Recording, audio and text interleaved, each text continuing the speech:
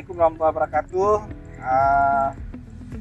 Kami mau mengucapkan terima kasih kepada kelompok tani yang pada hari ini telah menyambut kami di dalam pelaksanaan pengabdian kepada masyarakat dalam pelaksanaan smart drone yang telah kami laksanakan untuk membantu kelompok tani dapat memaksimalkan penyemprotan di pertaniannya.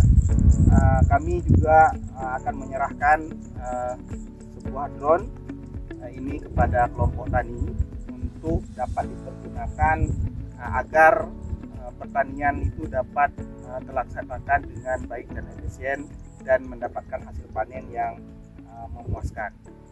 Sekian yang ingin kami sampaikan. Kami harap drone ini dapat dipergunakan dengan baik. Dan terima kasih kepada DRTPM yang telah memberikan bantuan kepada kami untuk dapat melaksanakan pengabdian kepada masyarakat.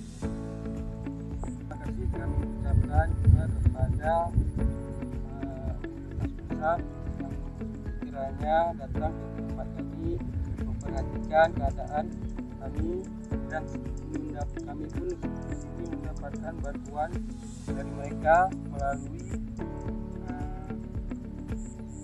Kementerian Pendidikan, Sains dan Teknologi, yang mana di sini bantuan tersebut berupa sebuah drone untuk mengefisiensikan lahan kami sehingga nanti lahan kami menjadi meningkat hasilnya. Sekian dan terima kasih.